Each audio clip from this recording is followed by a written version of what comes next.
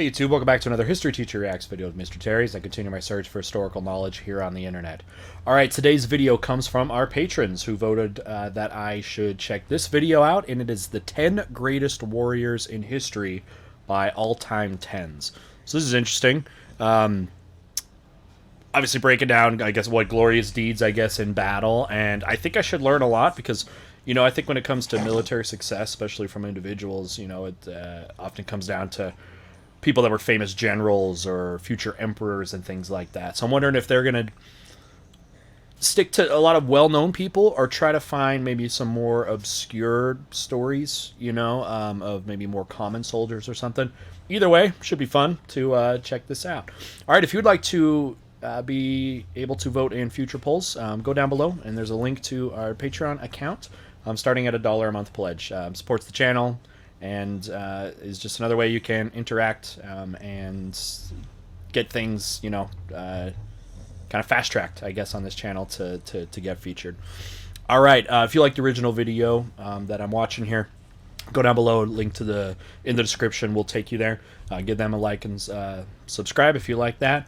And if you like what we're doing here and you haven't subbed, love to have you around too. Hit that sub button, enable notifications so you can be around for our premieres and live streams. All right, let's go ahead and get started. The 10 greatest warriors in history. Let's see what they got. 10 greatest warriors in history. Okay. Epic voice. Number 10, Pierre Galofstonia. No idea. Pierre's story begins in 1515, when mercenaries hired by the House of Habsburg, the royal family that ran Austria, rode into town and started pillaging. Rather than thinking, hey, let's not mess with a giant who can bend pennies, the mercenaries killed his children, raped and murdered his wife, and burnt his local church down. Sounds like motivation to go and wreak some havoc, huh? This set Pierre off on a lifelong mission of revenge. Not satisfied with just tracking down and killing all 4,000 of the mercenaries responsible, Pierre declared war on the Habsburgs who, again, ran the whole of Austria. Wait, is it just him? He's declaring war on the whole Habsburg family tree empire of the Middle Ages? That's pretty bold. Gathering a band of rebels, Pierre spent 4 years as a pirate attacking Austrian ships. In that time, he sunk as many as 138 boats. Wow. On land, his forces successfully plundered 2 castles, burnt down an entire village, and butchered an army of 300 enemy soldiers. Jeez. Unfortunately, even a muscle-bound pirate king can't defeat an entire nation, and Pierre eventually retired in 1520. Wait, retired or died? Retired, that's a pretty incredible stat line to throw out. Wow, what a warrior, huh? Number 9, Miyamoto Musashi. Okay. If your uncle starts training you in sword fighting from the age of 7, you know you're either going to become an expert swordsman or spend the rest of your childhood figuring out how to build Lego sets with your feet. Miyamoto Musashi was the former, becoming arguably 16th century China's most famous warrior. His first duel was at the age of 13, when he defeated Arima Kihei in the most skillful, elegant way possible, stabbing him in the head and beating him to death with his bare hands. Whoa, that doesn't sound very like an honorable fight. When you stab somebody in the head, I mean, you hit their skull. That didn't kill him, apparently, and then beat him. This sounds more like a bar fight than anything else. At the age of 16, Miyamoto left his home and started traveling around the towns of ancient China, challenging locals to duels. He spent decades slashing foes to pieces, living out his life as a one-man roaming Tekken game. After a while, Miyamoto grows so bored of easily carving up his foes that he started fighting with a wooden sword, and still, no one could beat him. He nerfed himself. Nerfed himself. Oh, and they... Well, those aren't nerfed. Those like the pool noodles, but same idea, right? See, this guy could have fought all his duels with a pool noodle and still come out on top. Yeah. Having won 60 duels and never having lost one, a jaded Miyamoto retired at the age of 55 to write philosophy. Okay. Number 8, Leonid Sparta? Okay, could talk about a showdown with the Persians in the Persian War. I'm assuming it's sadly nice. Maybe they throw out another one, we'll see. Yes.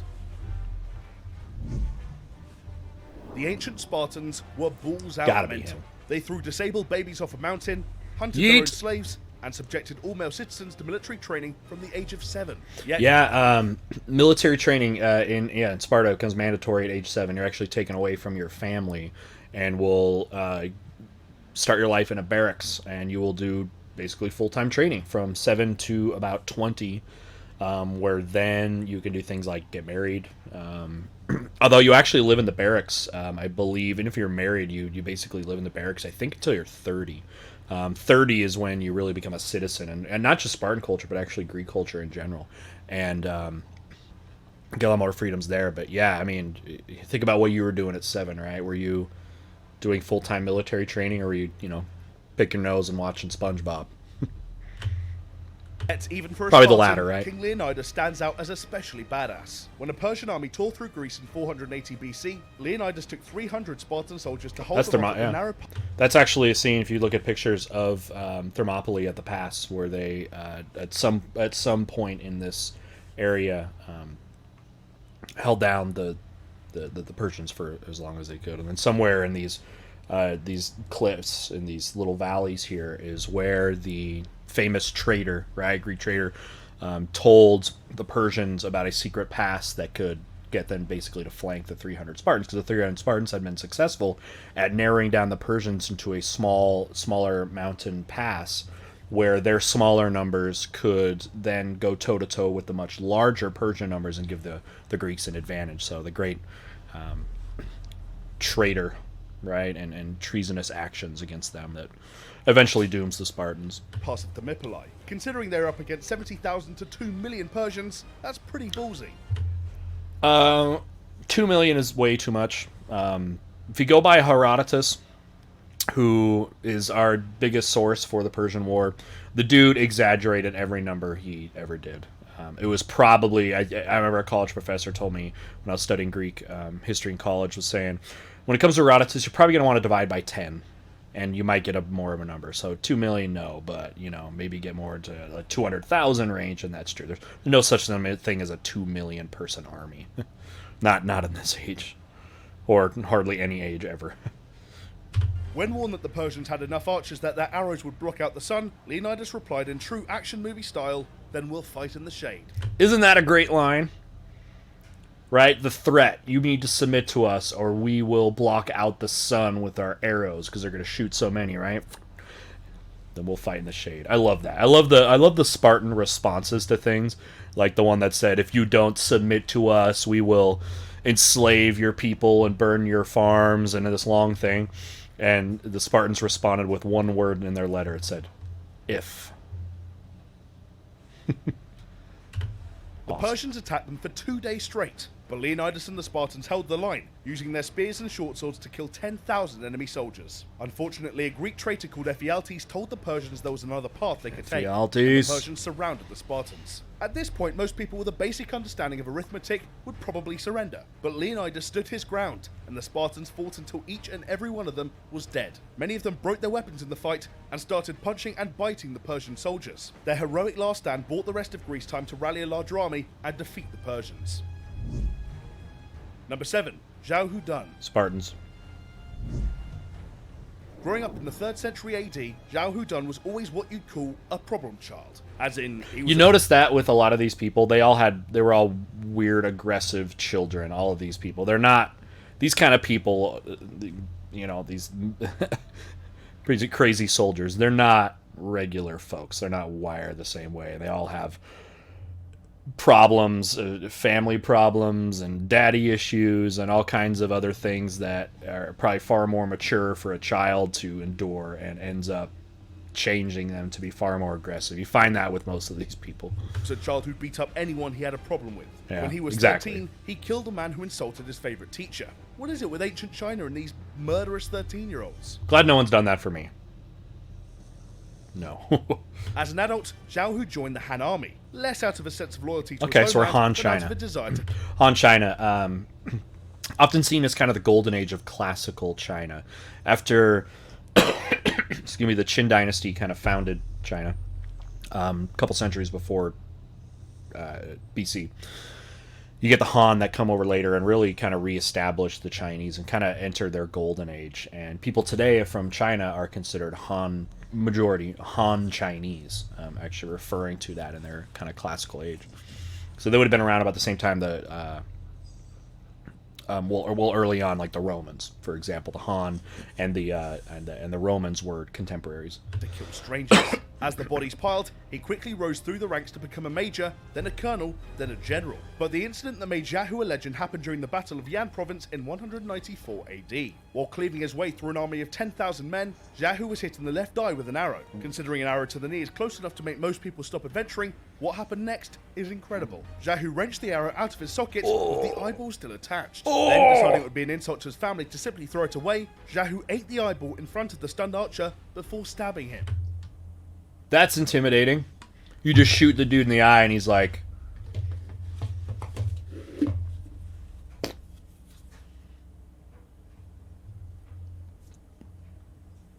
Resume the fight. The Han would go on to win the battle and war, presumably because no one wanted to fight the guy who didn't flinch at headhunting an arrow. Exactly. Wow. Number 6. Harald Fairhair. Fairhair. Alright.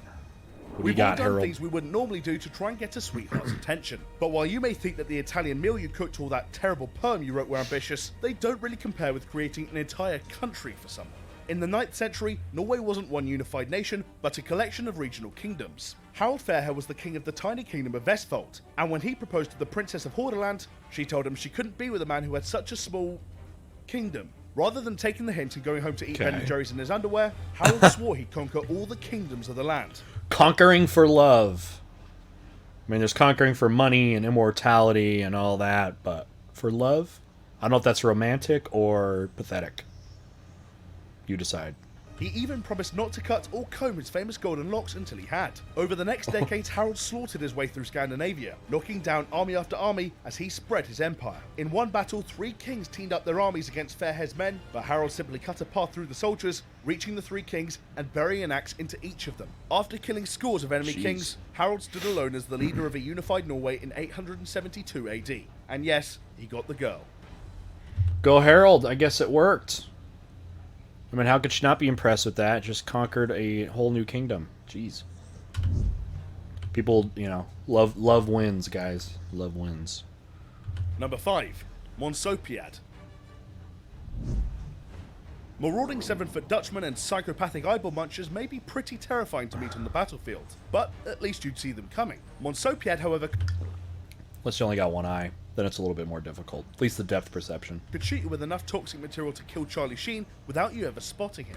A headhunter from 19th century Kauai in Borneo, Monsopiad was fed up of his village constantly being pillaged by other stronger tribes. So one day he wandered out into the jungle with a 2-meter blowpipe and a handful of poisoned darts. Now, if this is late 1800s and you're looking at Scramble for Africa when the Europeans were coming after different African nations to colonize it, but if they're just talking about tribe on tribe, then that's a long history, of course, with Africa. Sneaking from village to village and sniping the leader of each enemy clan. After each kill, Monsopiad hacked off his victim's head with a machete and added it to a stash of skulls he was hoarding, which is about 1,000,000 times cooler than a stamp collection. He returned with a stunning 42 heads, and the other villagers got the message to never mess with Kauai again. Yeah, I bet. Unfortunately, killing an entire softball league of people went to Monsopiad's head, and he became something of a dictator in his village.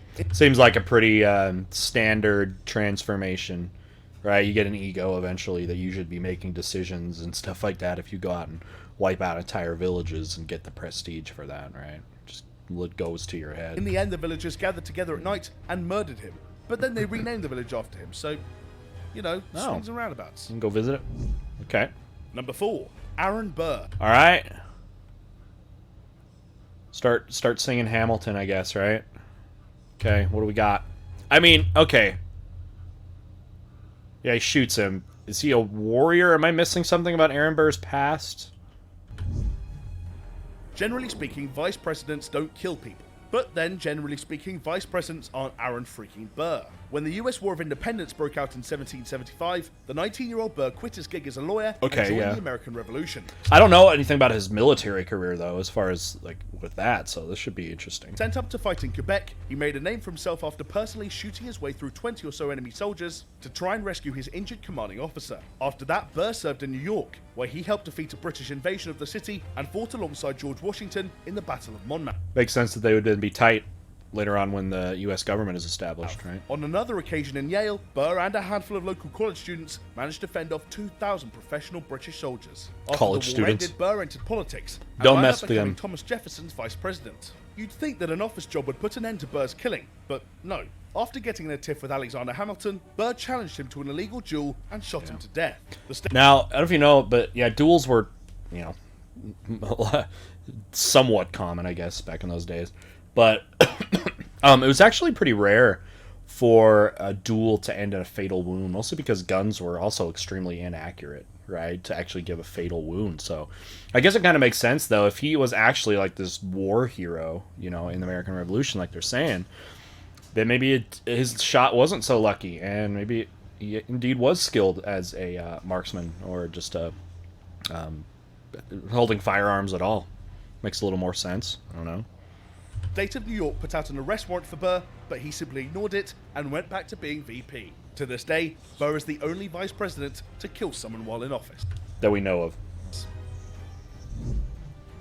Number 3. Flamma. Flamma. Okay. Being a Roman gladiator was not a great life. You were a Ooh, slave gladiator? forced to fight for people's entertainment and were lucky to survive more than a couple of battles. Unsurprisingly, all gladiators dreamed of winning enough battles to be given their freedom. All except a crazy Syrian gladiator known only by a stage name Flamma, which means the flame. Flamma wasn't interested in any of those things like retirement or living past 30. He had one obsession.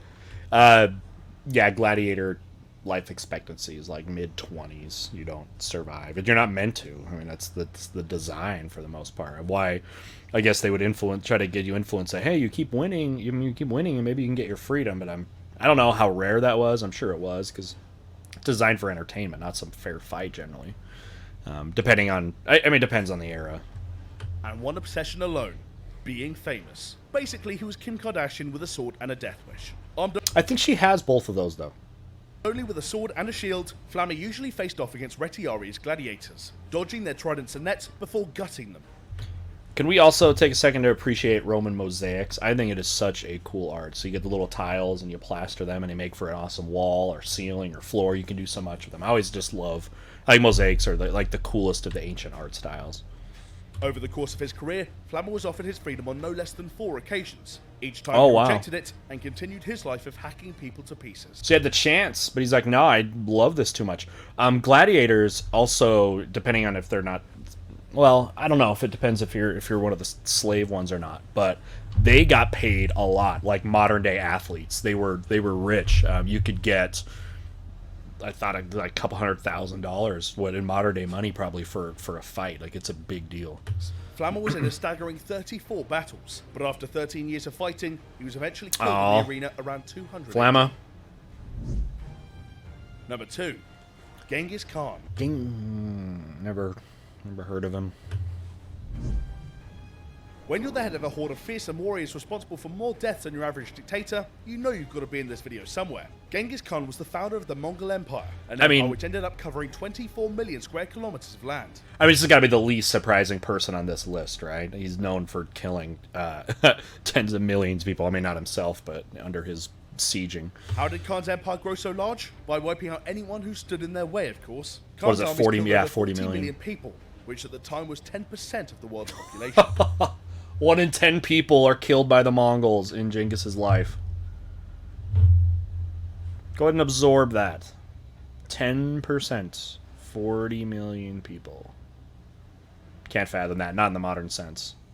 I mean, you're talking about 40 million people, and compare those numbers, because that dwarfs, like, World War II dictators and things like that. And you're talking about this is in the mid-1200s, where world population was way smaller, dwarfs anything that even comes out of the modern world wars.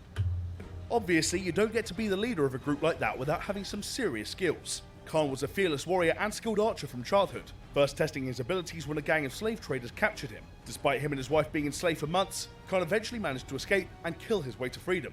That was the common thing in Mongol culture, if you know about that. It was just common that these Mongol tribes, they would raid each other and they would kidnap each other, like kidnapped his mom and killed his father and all stuff. It was like common. So you were hardened from a young childhood, to be able to defend yourself and avenge those that harm you that way, right? You were born and bred for combat and defending yourself all the time.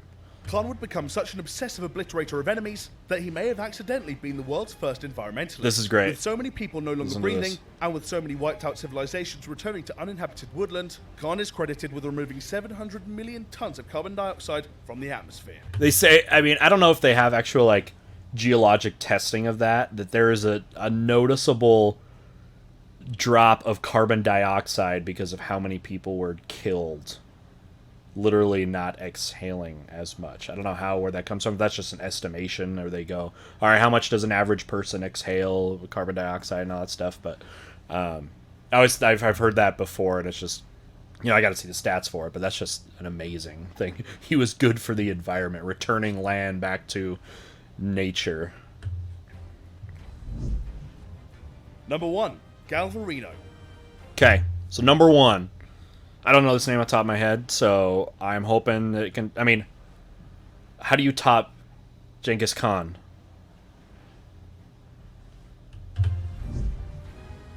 If you ever wanted a version of Edward Scissorhands who was a relentless murderer, look no further than the story of Galvarino.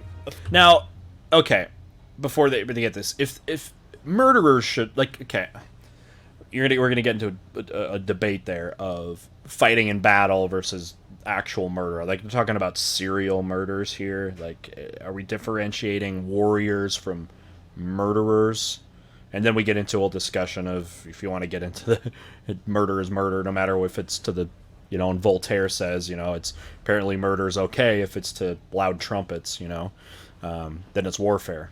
That was a Voltaire quote, but we'll see. 15th century warrior from the Mapuche tribe in Chile, Galvarino led 150 men in a surprise attack against the expanding Spanish Empire. As tends to happen when you have swords and your enemy have guns, the warriors were roundly defeated and Galvarino was captured. The Spanish cut off his hands and sent him back to his tribe as a warning. Not discouraged by his lack of hands, Galvarino decided to lead another attack on the Spanish. Okay, so there's a misconception often that there was not much of a successful or really organized resistance to the conquistadors, like Francisco Pizarro down here in the conquering the Inca Empire, but it's way bigger than you thought. It's just, of course, it's been whitewashed in history by the victors. But yeah, these rebellions were very formidable. And rather than enter the battle literally unarmed, he did the craziest thing possible. Oh gosh. Okay, that was my prediction. I don't know if you already saw that. Stump knives. Tied blades to his stumps. Yes, this guy actually made himself into Wolverine. Yeah. With 3,000 warriors behind Inca him, Wolverine Galvarino led a second attack on the Spanish troops.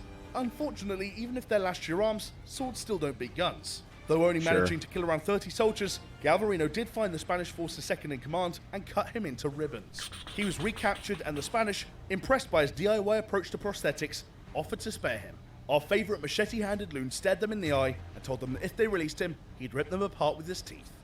The Spanish fed him to their dogs. He's like, don't even bother about sparing me. I'll just kill you. I'll just be honest.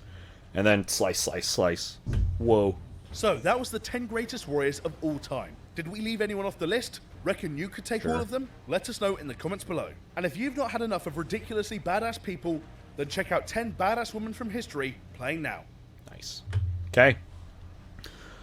Do you know of other stories? Have you heard of other stories of great warriors? Go ahead, get a discussion, go down in the down here in the YouTube comments, or better yet, come join our Discord server and get discussions going over there. We got a few thousand people that are members of our Discord server that love to talk about all kinds of history topics. So there's a link down below that you can find to join our Discord server. Okay. Now, if you like this original video, make sure you go down below as well. Give them a like and subscribe. Now, as far as the video content goes, though, I'd only heard a couple. Aaron Burr, obviously, and Genghis Khan, and Leonidas. So I guess there's at least 3 there. But it was good to see, I guess, hear some of those other stories of some of these people that just mostly just had like odd kind of encounters, right? And I mean, how do you rank all those? I mean, it's I guess it's very subjective. You're talking about greatest warrior. I mean, Genghis Khan. I mean, how do you top that? You got beat by a guy that didn't have hands, which I guess he killed 30 people. And I guess it's the story that makes it great, right? Not necessarily the statistics, but the way that guy just kept fighting, putting blades on his hands, and then having a chance to get his own freedom. It's like, you might as well kill me anyways, because I'm going to kill you no matter what. So I guess that's pretty bold there. So anyway, I don't know how you make necessarily a top 10 list without a set out criteria, but these were interesting stories. I like that they went all over the place in history and different regions. I mean, you're in Asia, Central Asia, East Asia, going into Europe, going into America, South America. That was kind of neat to be able to do that. And sorry if I didn't think I added as much content. I try to give just some context about maybe what was going on in the back regions here, but this was good just to hear little nuggets of history that way. All right, with that, you guys, I appreciate you being here. Again, this video was chosen by our Patreon pledgers. Thank you again to everyone that has been supporting the channel through that. Again, if you'd like to join, there's a link down below, and you can come join the channel, and I really appreciate you doing that.